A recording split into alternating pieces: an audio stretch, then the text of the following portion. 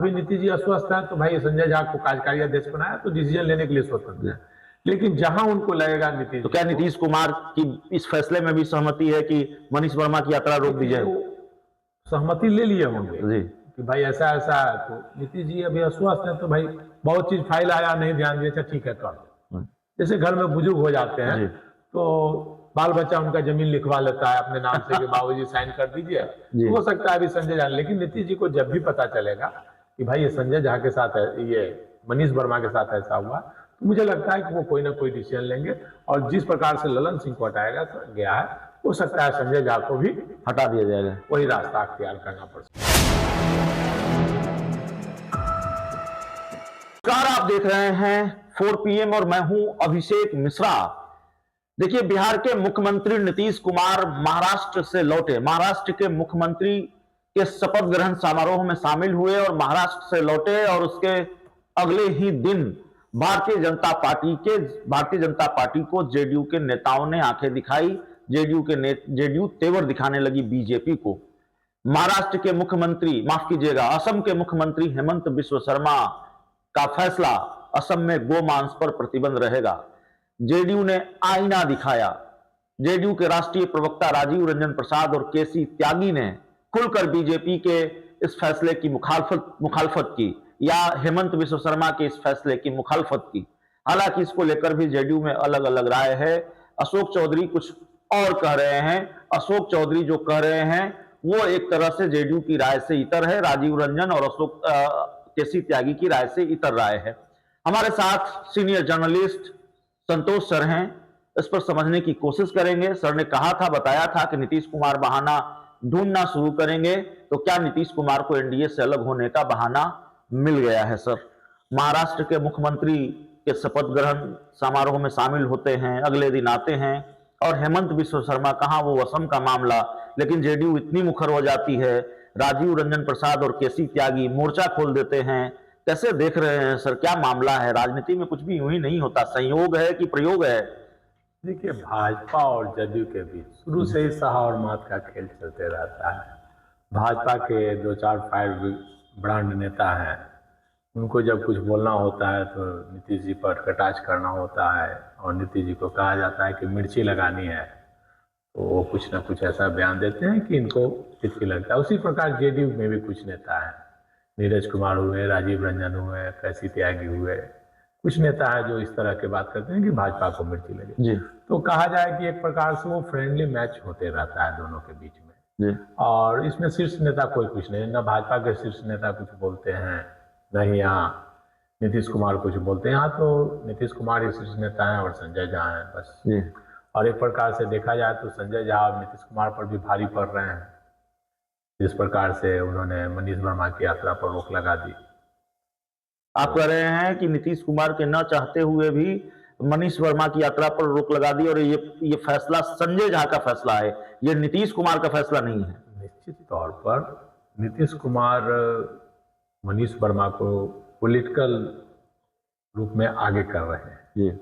और यात्रा बगैर नीतीश की सहमति से जदयू में कुछ भी नहीं होता जी। लेकिन चूंकि संजय झा कार्यकारी अध्यक्ष हैं तो टोटल कार्यभार, और नीतीश जी अब पार्टी देखने की स्थिति में उतने हैं नहीं, अस्वस्थ है, इसलिए संजय झा ही देख रहे हैं जी। और मनीष वर्मा अपने आप को नीतीश कुमार समझते हैं जी।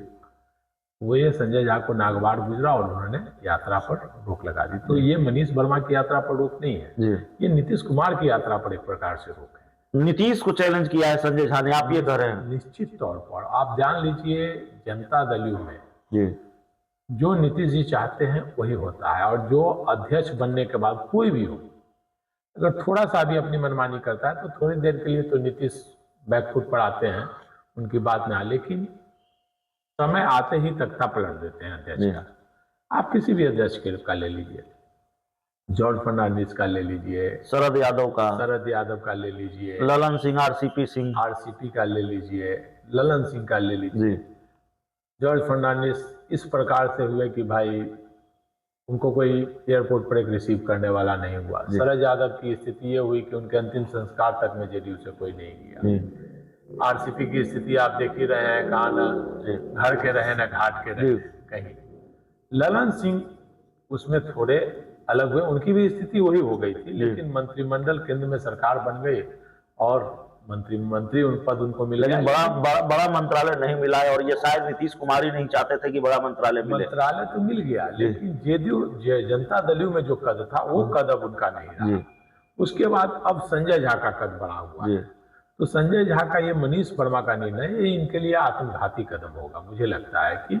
और जो अन्य अध्यक्षों की स्थिति हुई है, आने वाले समय में संजय झा की भी वही स्थिति होगी। या तो संजय झा पार्टी तोड़कर भाजपा की तरफ चले जाएंगे, जिस प्रकार से ललन सिंह के बारे में कहा जा रहा था कि अगर उन्हें अध्यक्ष पद से नहीं हटाया जाता तो वो पार्टी का आरजेडी में विलय कर आरजेडी की सरकार बना देते, तेजस्वी को चीफ मिनिस्टर। तो यही बात संजय झा के लिए लोग कहते हैं, आम चर्चा है कि वो भाजपा के एजेंट के रूप में काम कर रहे हैं और कभी भी पार्टी तोड़कर भाजपा के साथ सांसदों को लेकर जा सकते हैं। तो भारतीय जनता पार्टी के साथ जा सकते हैं, नीतीश कुमार को कभी भी झटका दे सकते हैं। संजय झा भारतीय जनता पार्टी के लिए काम कर रहे हैं, मन कहीं और है, तन कहीं और है। जो कभी जेडीयू ने आरसीपी सिंह के लिए कहा था वही काम संजय झा कर रहे हैं। देखिए, आरसीपी तो शुरू से नीतीश जी के साथ रहे थे, बाद के दिनों में भाजपा मंत्री बनने के बाद भाजपा से नजदीकियां बढ़ी थी, लेकिन संजय झा तो शुरू से भाजपा में ही रहे हैं और वो जेटली जी के द्वारा यहाँ भेजे गए थे। जेटली जी ने नीतीश जी के साथ अटैच किया था और भाजपा के विचारधारा भी उनकी भाजपा वाली है और नजदीकियां भी उनकी भाजपा से है, तो संजय झा के बारे में तो ये जग जाहिर है। तो सीधे तौर पर क्या नीतीश कुमार से पंगा ले लिया या नीतीश कुमार को चैलेंज कर दिया संजय झा ने नीतीश कुमार के सबसे खास की यात्रा पर ब्रेक लगाकर? और क्या वाकई अब संजय झा की जो कार्यकारी अध्यक्ष की कुर्सी है वो खतरे में पड़ गई है? नीतीश कुमार और संजय झा के बीच कहीं आर पार की जंग न शुरू हो जाए? देखिए, जनता दल में बोला जाता है ना कि हाथी मर भी जाता है तो 1.25 लाख का होता है और शेर बूढ़ा भी होता है तो शेर ही होता है।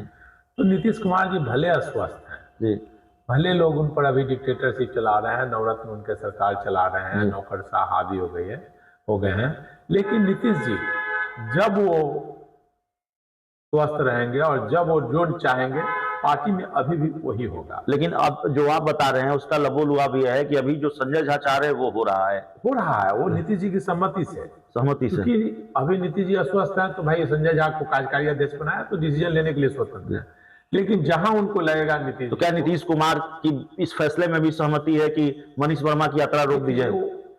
सहमति ले लिए होंगे कि भाई ऐसा है, तो नीतीश जी अभी अस्वस्थ है तो भाई बहुत चीज फाइल आया नहीं ध्यान दिया, ठीक है कर। जैसे घर में बुजुर्ग हो जाते हैं तो बाल बच्चा उनका जमीन लिखवा लेता है अपने नाम से कि बाबूजी साइन कर दीजिए, हो सकता है अभी संजय झा, लेकिन नीतीश जी को जब भी पता चलेगा कि भाई ये संजय झा के साथ है, ये मनीष वर्मा के साथ ऐसा हुआ, तो मुझे लगता है कि वो कोई ना कोई डिसीजन लेंगे और जिस प्रकार से ललन सिंह को हटाया गया है हो सकता है संजय झा को भी हटा दिया जाएगा, वही रास्ता अख्तियार करना पड़ सकता है। तो संजय झा के साथ भी वही करेंगे नीतीश कुमार जो जॉर्ज फर्नांडिस, जो ललन सिंह, जो आरसीपी सिंह और जो शरद यादव के साथ किया।